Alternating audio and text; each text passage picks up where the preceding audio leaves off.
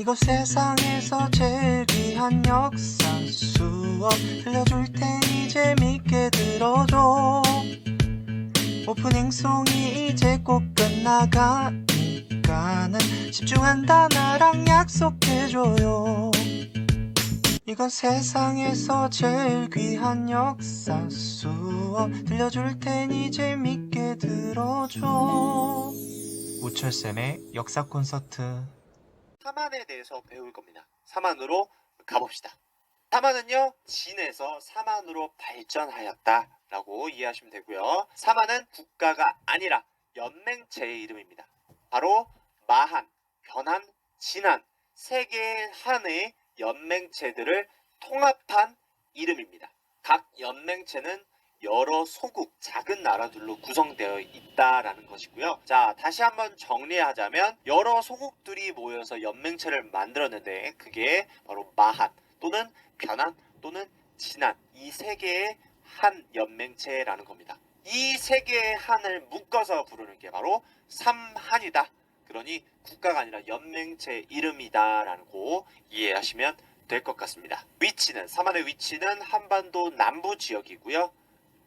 정치체제는 왕이 없고 군장이 있는데 그 군장의 명칭은요 신지 또는 읍차라고 부릅니다. 옥저동해와 헷갈리지 말아야 될 게 옥저동해는 군장, 족장 이름이 읍군, 삼로였다면 삼한의 군장의 명칭은 신지, 읍차입니다. 그래서 헷갈리지 마세요. 사만의 정치체제를 좀 더 살펴볼 필요가 있습니다. 사만은 정치와 제사를 분리했거든요. 이전에 배웠던 나라들은 정치와 제사가 하나로 통합되어 있었다. 일치되었었는데요. 그래서 우리가 제정일치사회라고 불렀었죠. 그런데 사만은 정치와 제사를 분리했습니다. 그래서 이것을 제사와 정치를 분리했다라고 해서 제정분리사회라고 하는 겁니다. 자, 오른쪽 그림을 보면 정치적 지도자로 신지 또는 읍차가 소국을 다스리는데 그 안에 제사장을 맡은 천군이 있었습니다.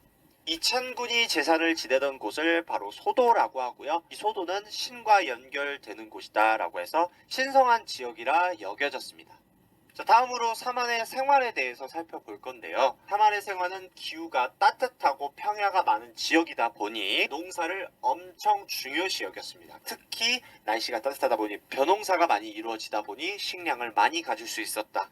또한 철광석이 많이 나오다 보니 철 생산을 많이 하게 되었는데요. 어느 정도였냐? 일본과 낙랑군 등에 수출할 수 있을 만큼 많이 생산하였습니다.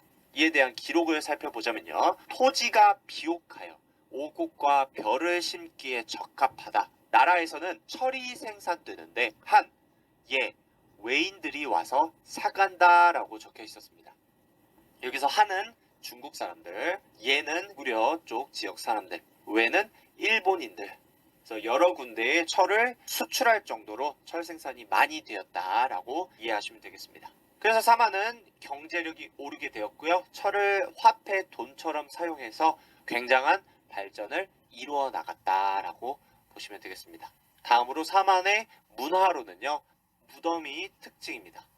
바로 동무덤이라는 건데요. 여기서 독은요 항아리라는 뜻이고요. 사람이 죽으면 사람을 가운데다 넣고 아래로 위로 항아리를 덮어서 묻었습니다. 그래서 이것을 동무덤이라고 하고요.